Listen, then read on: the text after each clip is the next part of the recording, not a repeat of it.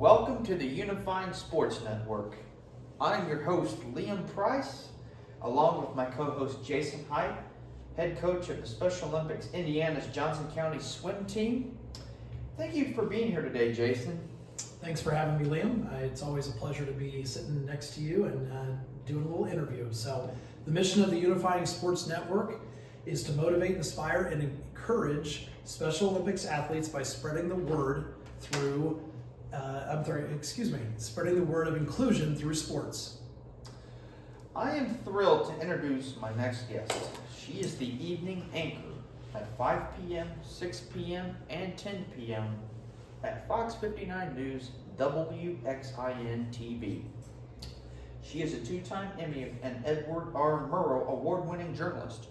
During her time in Indianapolis, she has covered the FedEx mass shooting, Delphi murders, and several elections. She has also moderated several town halls, gubernatorial debates, election specials, and field anchored the Indianapolis 500 race. She's a big Philadelphia native and a die-hard Philly sports fan. Jason and I are beyond excited to have this talented journalist here in this great state of Indiana. Ladies and gentlemen, Beairshelle Edme. Oh, thank you guys. What a welcome. You're like running it through the resume. I was like, I did that? Well, and thank you for being here and taking time to speak about Special Olympics. Yeah. I will say I'm a Kansas City guy. Okay. So we're going to have to cancel the interview. Actually, it's fine. We won this one. Yes, exactly. It's all right. We're going to go for the Colts. So go Colts. Go Birds. Yep. So let's start off getting to know you a little bit about Sure. your Philadelphia background. So talk about your family back in Philadelphia, what it was like growing up there, and how you became such a big sports fan too. Well, I think it's kind of mandatory once you're born. I'm pretty sure you are born at a Philadelphia hospital and, they make sure you're healthy and you're well. And there's the pictures with hopefully mom, dad, and the family. And then you take a pledge without even knowing. So Yes. the Philadelphia sports things truly is like you grew up in Philly. It's just such a loyal fan base and a loyal town. And you hear a lot of things about like grit and hustle. So I think all of those things not only are embodied in sports and how we root for teams, but who we are as people who grew up and love Philly. So I think it's been so pivotal in how I grew up and the way I saw the world. I feel really fortunate to have grown up in Philly and to have it as my hometown, my birthplace. So I'm the eldest of three, and I just did a segment with two brothers in Lawrence who are principals. And I remarked how whenever you are a sibling, you are really good about saying your order in that, right? Like you have to let everyone know, like, where does my dominance fall in this order? So I'm the eldest of three, and I think I exhibit many of the qualities that you would think of an eldest child. So, I think, Philly really does hold such a special place in my heart. It always will. It's the place that really made me the young woman and woman I became. So all things Philly, So to kind of piggyback on that, who in your family inspired you the most, and in what ways? That's always a hard question because I am fortunate that I have a lot of people to pick from in family for inspiration. So in particular with this business, with journalism, I would say my parents. So they both were diehard news fans, or I guess news watchers, which is kind of typical. I know generationally we've changed the way that we consume news, but back then it was very much what we called then appointment TV. Yes. So they were all about it, and they wanted to be informed about what was going on in the world, and they got different news sources. So it really taught me at a young age to have that thirst and the hunger for knowledge and to figure out what's going on in my community, in my neighborhood. I've always told the story of my dad who gave us newspapers when we were really young.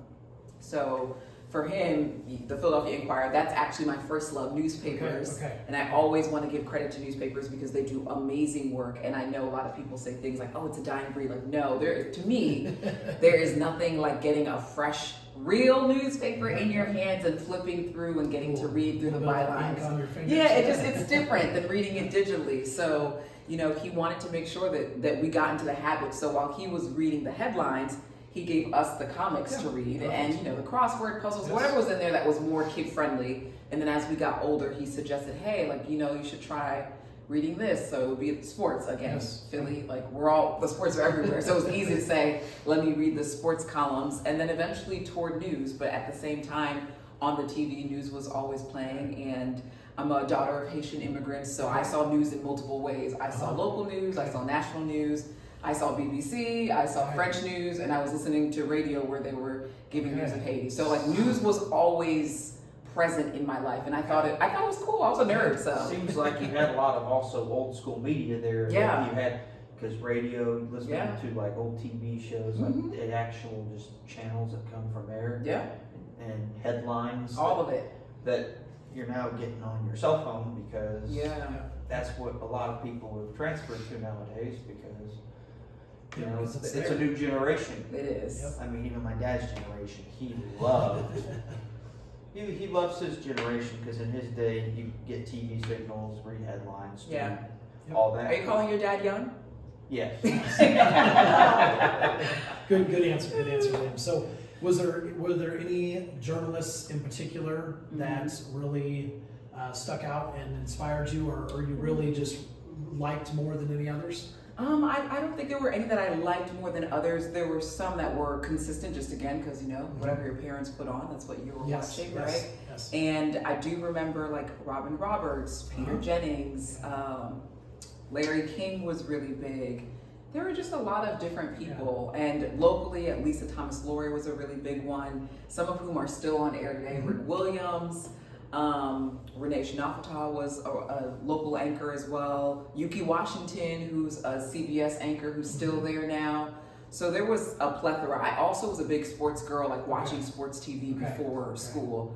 So ESPN, the gamut of those, like kind of before it became sports talk, when it was a little bit more geared toward the highlights. Yeah, the highlights. Yes. I loved catching a quick 7 minutes of what I couldn't watch at night because it was my bedtime. So Maybe a little booyah or yes. So switching back over to Special Olympics. So in Special Olympics, the support of coaches, families, fans, volunteers is crucial to no matter what they're doing in life. And so when we talk a little bit more about your family, what are some of the things that they do to support you? Because we know that you've moved different cities and different stations. So how are they able to support you from afar? I think the support looks like just being present in ways that are really difficult sometimes, because as you just mentioned, I moved and a lot, which is typical of this business. Yes. I grew up on the East Coast. I went to college on the East Coast. I had started work a little bit on the East Coast, both behind the scenes, a little bit on air, and it was definitely out of my comfort zone to move to Iowa in the Midwest. Like, that is true Midwest. There's no kind of like, I feel like Ohio, for instance, which I worked in as well, has a little bit of East Coast flair depending on what city you're in. Iowa we are in the Midwest, and so when you ask about what family support looks like, I think it's similar to any athlete, right? Like, you try a sport and your family hopefully is there cheering for you, rooting you on, watching you build your foundation and get better. And I think my family has done the same even while I've been away and far, and letting me know that even as far as I may be, that they're still always there. Like, I always know I can come back home. So for me, it's like basically their support looks like supporting my dreams in different ways. It's wonderful. There's all kinds of ways you can support your dreams, just whether you live close or far, it's always whatever, you want to achieve in life. Yeah. You're going to feel good knowing that you've achieved that in life because that was your main purpose. Yeah, I agree, fully agree. I think, like, when I say I was a news nerd, I really was. Yeah. I didn't even realize this until later in life. My next door neighbor, or our next door neighbor, had asked my mom about, like, hey, how's she doing? And she's like, oh, she's doing good, and she's in this state now, and she's still doing the news. And he told us, like, oh yeah, I remember when she and, like, I had a little neighborhood crew. It's like they would take the 2 lawn chairs and they would be pretending they were news anchors. Yeah. It was a memory that, like, totally evaded my mind. I had totally forgot about it. And so my mom's telling me the story back, and it was bringing back this idea, like, yes, I was probably pestering all of these neighbors with our neighborhood crew. So it was myself, another young lady, we would be anchors. We had brothers, we would force them to do sports. and act out this stuff too. So That's it's kind of great. like, you're a kid, you have imagination. It's so child's play. right there. truly child's play. So when you talk about that support, I'm thinking now as an adult, Yeah. how much I would be like, okay, well, you want to embrace the kids and the Mhm. youth and the next generation around you, There's but a lot of them. because there's a lot of them, but you have to wonder, like, how would I be as an adult now watching them pull and scrape the Yep, lawn chair, yep. making all that noise, running through lawns, trying to pretend they were doing passes. Yes. So it was a good time to be able to kind of relive something that had been tucked away that I forgot about. But Yeah. from a really young age, I clearly had just really passion and interest in Yeah. that field, and there was support from different ways for it. Yes. So did you ever envision yourself becoming an award-winning journalist? I did. I mean, Okay. I know a lot of people like to do the humble thing of like, Yeah. oh, I never planned this. Yeah, Like, yeah. no, of course I planned and Good wanted for you. to be good and great at what I do. Yeah. But I say that knowing the awards, and this isn't just like the cliche answer, but the awards are nice. The work is more fulfilling, Yes. right? Yep. Because I think if you do this work, as with anything, if you're only doing it to get the awards, then you're not doing it for the right reason. Correct. Which maybe is a little bit different than sports, because I do think when you're playing a sport, you're doing it because you want to be Yeah, a champion. yeah. You want to be the best, Yeah. but that doesn't change Yes. between industries. And, Yeah. and I hope that that's instilled in anybody, no matter what they do. So even if you don't become the NBA player, what's beautiful about sports is it gives you this different kind of drive that I think you don't get otherwise. So being able to play a sport, it kind of fuels you into, okay, maybe I'm going to be a teacher. Yeah. Well, I want to be the best That's teacher true. I can be. Maybe I'm going to be a landscaper. It can take different approaches, Yeah. instead of its intended approach, because, but there again, it could go back to that. Basically, it starts from one, for example, staying, if you want to start in sports, like you said, Yeah. and you said you want to be a teacher, there could be opportunities in that field of teaching that could Mhm. lead to sports, such as being a coach, Exactly. doing stuff. hmm And how rewarding must it feel to educate young minds in multiple ways, so that if you are a teacher and you become a coach, it's like you're passing down your love of a sport to Mhm. someone else and teaching them the foundation. So yeah, I always wanted to be an award winner, and I wanted to be able to say, like, I can tell the stories in the best way that reaches a community and has an impact. Yeah. And not only that too, but you're also teaching them the ethical ways of Yeah. participating in sports and the ethics that your Mhm. generation or your time Yeah. basically presents to you, and you're trying to spread that on to the future ones that are Mhm. learning from you. Yeah, and it's important. I think it's important. I think sports teaches you so many different Mhm. things, and we just came off of really multiple banner years for sports here Yes. in Indiana. I know we just hosted the Summer Olympic Games as Yeah. well. Many things. There's so many things. I'm fresh off of covering the WNBA All-Star Game. Yep. We're gonna get into that here in a little bit. And yeah, I got to speak with some of the execs there, and it was something to have in common. Now, you guys can see me. I'm not sure how widely framed the shot is, but I'm pretty tall. Yes, I So noticed that. Yes. I'm pretty tall, and people always tend to assume, like, well, she must have played something for different reasons or another. But I'm like, no, I'm just an 8th grade, high school, Okay, that's right. high school freshman year star in terms of basketball. Nothing wrong with that. But even without having gone far in the Yes. sport, I still see the foundations of playing sports and being on a team Mhm. and having to step up and be a leader that can really transcend beyond sports. And I think Special Olympics does the same thing for so many athletes here in Yeah. Indiana. Basically playing an unassigned role, being Mhm. out in, sports, kind of just being there to support them. Yeah. And basically trying to get, some publicity, help get publicity up and running for these teams that, Mhm. one, are trying to get some formula going, so that way, Yeah. their programs can flourish in the future. And Mhm. because Indiana sports right now is on the trend. It is. It's trending. Pretty much on fire. Yeah. It's on fire, and I think it's been awesome to see us kind of slowly creep into becoming the sports capital of Yes. the world, right? We Yes. already call ourselves the racing capital, Yeah. and I know for so many of the leaders in Indy, that's the goal Yeah. in the next 10, 20 years, Yep. that everyone thinks of Indy for the opportunity to host these sports. Yes. And Yep. That's really good. potentially, hopefully, win one of those teams Yes. wins a title. Yes, So that's that right. way they can All of reflect them. on all of them. Well, we want a parade. So let's, yeah, that's right. So let's talk a little bit about, you kind of hit on it in your last answer, but preparation. Mhm. The things that you do, and we want you to share with our athletes the work and preparation that you've done to make sure that you're ready on a daily basis to be an evening anchor, and the responsibility that it takes, in the process that you go through, and not just on a daily basis, but also as a career in your college degree and everything else like that. What are some of the things that you would pass on to our athletes? One thing I often say to the athletes who are watching, or to anyone who's looking as an intern, apprenticeship, or mentee, is that no person's journey in this particular industry is the same. So as you're listening to this, if you're taking notes of any sort and you're thinking, okay, this is how I get into news, please understand that my journey is unique to me and your journey will be unique to you. And there are some things that you can take from someone else's journey and think like this might lay the foundation, but you'll always be adding a new brick or layer to it. Yes. So when you ask about kind of how do I go about getting my day or getting to this point, you mentioned college, which of course is pretty common now if you're going to be a journalist, whether it's on air, digital, social media, print, whichever medium you're using, typically you would have some sort of a college degree. Mine was in communications, so I specialized in broadcast journalism. I did not go to what's known as a J school, which is a journalism school. So I'm not a Mizzou grad, I'm not a Syracuse grad, I'm trying to think of a couple others. But that was ASU, I think is another big one. So Ball State as well, so chirp to that, because they have a great program. But I didn't go to a big J school, but I did get a degree that helped me kind of learn the foundation. Yes. The foundation, one that'll help you succeed in broadcasting, and that would be able to help you. Like we are in this interview today, which you have great broadcasting skills. Oh, thank you. Let's talk about her awards a little bit. Oh, so what was it? You guys are gonna make me blush. What was it like to win an Emmy?